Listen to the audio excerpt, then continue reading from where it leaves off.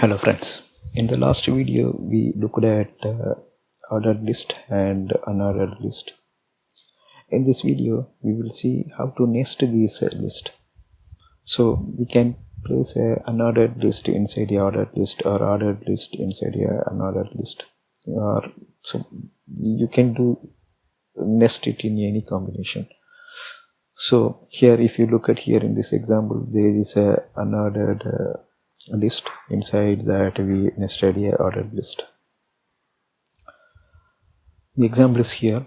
Here we started an unordered list between 11 and 31, and you can see that there are 3 list items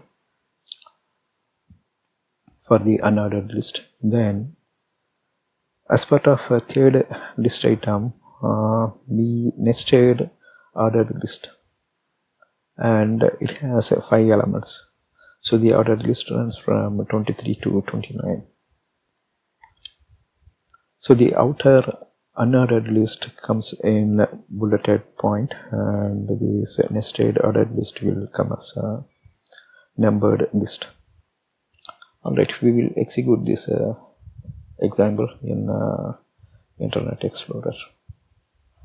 So here is the example, and if you see, here we are opening the unordered list and it is closed here. Inside we have 3 list element. This is first list element, this one is second, and this one is third.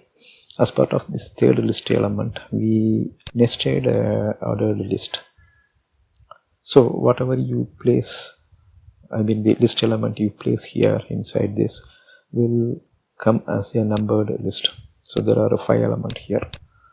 Alright, now we will execute this.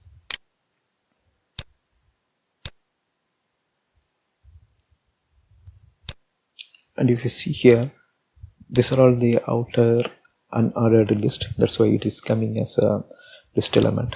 As part of this last list, we nested ordered list.